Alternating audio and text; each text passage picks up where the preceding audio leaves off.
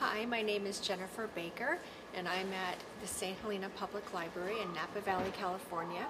And I am reading a passage from Harry Potter and the Sorcerer's Stone by J.K. Rowling.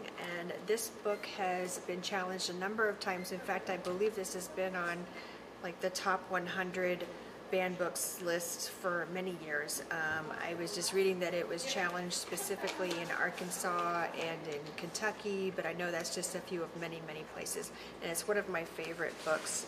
So I'm going to share one of my favorite passages. That night he found his way more quickly than before. He was walking so fast he knew he was making more noise than was wise, but he didn't meet anyone.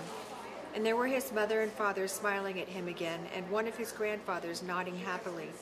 Harry sank down to sit on the floor in front of the mirror. There was nothing to stop him from staying here all night with his family, nothing at all, except... So, back again, Harry?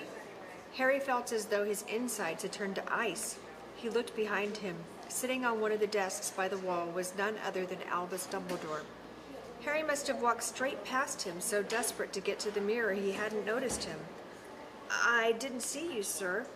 "Strange how nearsighted being invisible can make you," said Dumbledore, and Harry was relieved to see that he was smiling. "So," said Dumbledore, slipping off the desk to sit on the floor with Harry, "you, like hundreds before you, have discovered the delights of the Mirror of Isrid."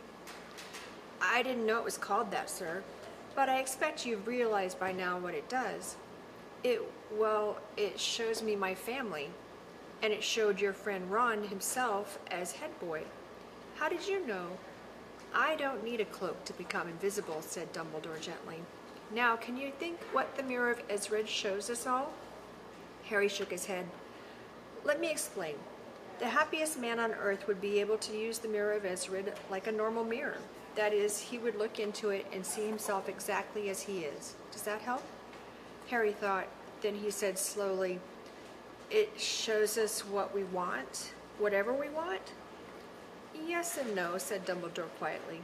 "It shows us nothing more or less than the deepest, most desperate desire of our hearts.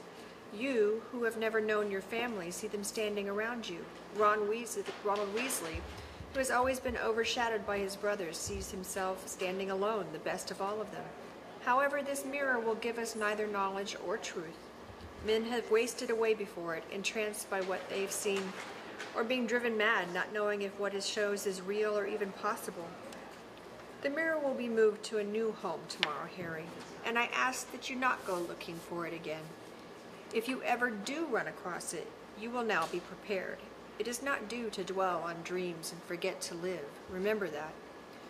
Now why don't you put that admirable cloak back on and get off to bed?" Harry stood up. "Sir, Professor Dumbledore, can I ask you something?" "Obviously, you've just done so," Dumbledore smiled. "You may ask me one more thing, however. What do you see when you look in the mirror?" I see myself holding a pair of thick woolen socks." Harry stared. "One can never have enough socks," said Dumbledore. "Another Christmas has come and gone, and I didn't get a single pair.